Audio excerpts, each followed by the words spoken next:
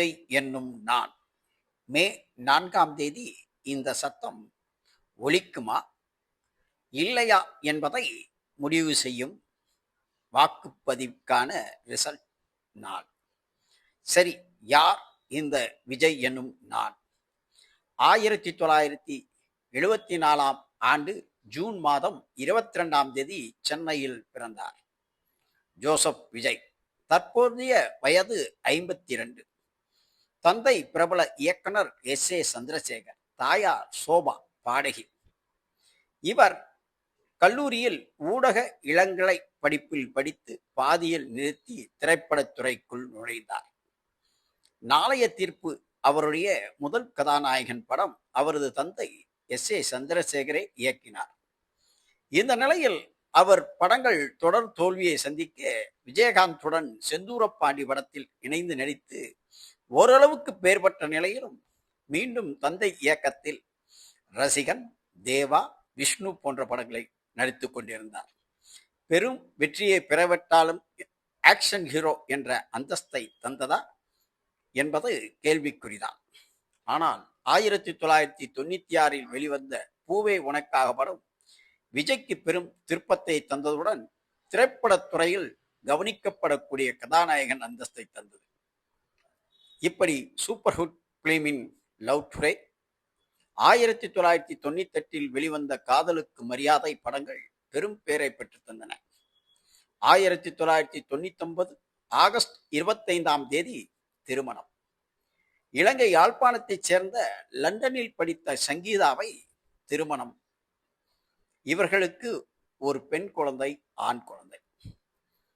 இந்த நிலையில் super hit பிலிமின் Thullatha மனம் துள்ளும் படம் பெரும் வெற்றியை பெற்று தந்த நிலையில் 2000இல் கண்ணுக்குள் நிலவு, குஷி, ஃப்ரெண்ட்ஸ், பிரியமானவனி, பத்ரி, ஷாஜகான், யூத், பகவதி போன்ற படங்கள் 2003இல் வசிக்கிறார். இப்படி காதல், அன்பு, பாசம் என்று நடித்துக் கொண்டிருந்த விஜயை திருமலை படம் மூலம் ஆக்ஷன் ஹீரோவாகவும் பஞ்ச் டைலாக் பேசும் நடிகராகவும் மாற்றியது திரைப்படத்துறை. அதன் பின்பு தில், தூள், 2005இல் வெளிவந்த கில்லி போன்ற படங்கள் பெரும் வெற்றியை பெற்று, நான் ஒரு தடவை முடிவு பண்ணிட்டா என் பேச்சை நானே கேட்க மாட்டேன் போன்ற வசனங்கள் திரைப்படத்துறையில் பெரும் பரபரப்பை ஏற்படுத்தி விஜய்க்கு ஆக்ஷன் ஹீரோ அந்தஸ்தை தந்தது. அரசியல் சாயங்கள் தந்த படங்கள் என்றால் பெரும் வெற்றி பெற்ற முருகதாஸின் துப்பாக்கி, தலைவா, கத்தி, தெரி, மெர்சல், பிகில், பீஸ்ட், மாஸ்டர், கடைசியாக லியோ. இந்த படங்கள் அவருக்கு பெரும் பேறு பெற்று தந்ததுடன் ஆக்ஷன் ஹீரோ, பஞ்ச் டைலாக், அரசியல் சாயல்களை தந்த படம்தான் என்று சொல்ல வேண்டும். கடைசியாக அவர் நடித்திருக்கும் 69வது படம்தான் ஜனநாயகன். 2026இல் வெளிவர வேண்டிய இந்த படம் தேர்தல் என்ற காரணத்தாலும் பல்வேறு அரசியல் சூழலிலும் தற்பொழுது இன்னும் வெளிவரா சூழல். இப்படியாப்பட்ட காலகட்டத்தில் தான் நடிகர் விஜய் 2024 பிப்ரவரி 2ஆம் தேதி அரசியல் கட்சியை அறிவித்தார், தமிழக வெற்றி கழகம். இந்த கட்சி தமிழகத்தை மீட்டெடுக்கும். இதற்கு ஒரே எதிரி திமுக தான் என்று ஒரு போர் முழக்கம்.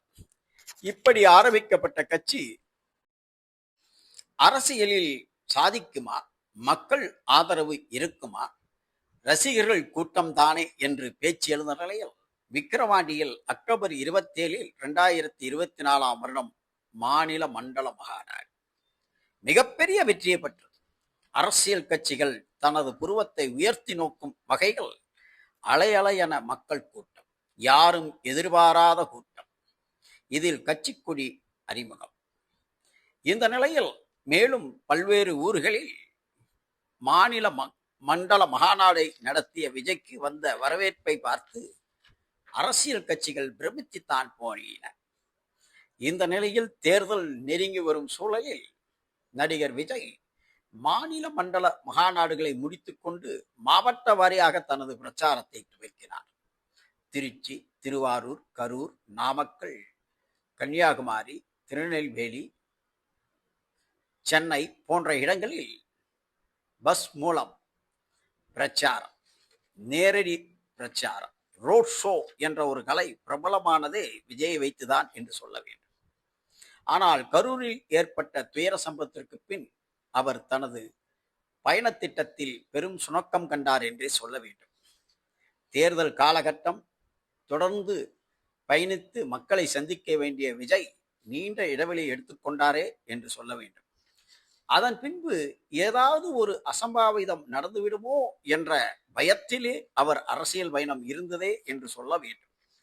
ஏனென்றால் அவருடைய அரசியல் பயணத்தில் மக்களின் ஆதரவு, பெரும் கூட்டம், கட்டுக்கடங்காத கூட்டம், கணக்கிட முடியாத கூட்டம். இந்த காலகட்டத்தில் அரசு தரப்பும் மத்திய அரசும் அவருக்கு பல்வேறு சட்ட திட்டங்களை கூறி முடக்க பார்த்தன என்பதே உண்மை. 5000 பேருக்கு மேல் கூடக்கூடாது, பல்வேறு நிபந்தனைகள், காவல்துறையின் காலதாமதம், இப்படி அவருடைய பிரச்சார பயணத்திட்டத்தில் பல்வேறு குளறுபடிகள், அரசியல் கட்சிகளுடன் கூட்டணி சேர்வதிலிருந்து அவற்றை உள்ள தலைவர்களை சேர்ப்பது வரை குழப்ப நிலை தொடர்ந்தது. இந்த நிலையில் விஜய் மக்களின் பெரும் ஆதரவுடன் வெற்றி பெறுவாரா என்ற கேள்விக்குறி எழுந்துள்ளது. தற்பொழுது ஏப்ரல் 23ஆம் தேதி தமிழக சட்டசபையின் 17வது சட்டசபை தேர்தல். இந்த தேர்தலில் விஜய் வெற்றி பெறுவாரா, ஆட்சியை கைப்பற்றுவாரா என்ற கேள்விக்குறிகள் எழுந்துள்ளன. மே மாதம் 4ஆம் தேதி அவருக்கு தீர்ப்பு நாள். அன்றைய தினம் மக்கள் அவரை ஆட்சி பொறுப்பில் அமர்த்துவார்களா, அல்லது எதிர்க்கட்சி தரப்பில் அமர்த்துவார்களா, அல்லது ஓரளவுக்கு வாக்கு வங்கியை மட்டும் பெற்று அவர் 3ஆம் நிலைக்கு செல்வாரா என்ற குழப்ப நிலையில் பல்வேறு கருத்து கணிப்புகள் எக்ஸிட் போல் என்ற முறையில் வெளிவந்துள்ளன. அவற்றில் ஒரு சாரார் திமுக மீண்டும் ஆட்சி அமைக்கும் என்றும், ஒரு சாரார் அதிமுக ஆட்சி அமைக்கும் என்றும், ஒரு சிலர் தமிழக வெற்றிக் கழகத்திற்கு வாய்ப்பு இருக்கிறது என்று கூறி வந்த நிலையில் 1974 இருந்து 2026ஆம் ஆண்டு காலகட்டம் வரை விஜய் எப்படி செயல்பட்டார் என்பதை இதன் மூலம் நாங்கள் உங்களுக்கு விளக்கி சொல்லியுள்ளோம்.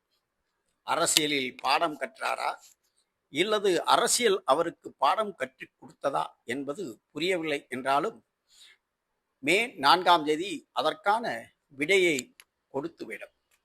இவரது ஆன்மீக பயணம் மக்களிடம் எழுச்சியை ஏற்படுத்திய அளவுக்கு இவருடைய பிரச்சார பயணம் மக்களின் கூட்டம் அலையலையாக வந்த அளவிற்கு வாக்கு வங்கி சதவீதம் கூடியதா, வாக்கு கிடைத்ததா, இவருடைய பேச்சுக்கும் இவருடைய கொள்கைக்கும் இவருடைய திட்டங்களுக்கும் மக்கள் ஆதரவு தந்தார்களா என்பதை மே 4ஆம் தேதி முடிவு தெரிந்துவிடும். ஆனாலும் விஜய் என்னும் நான், ஜோசப் விஜய் என்னும் நான் என்ற குரல் கவர்னர் மாலையில் ஒலிக்குமா அல்லது ஒலிக்காதா என்பதை மக்கள் தீர்ப்பு மே 4ஆம் தேதி தெரிவித்துவிடும்.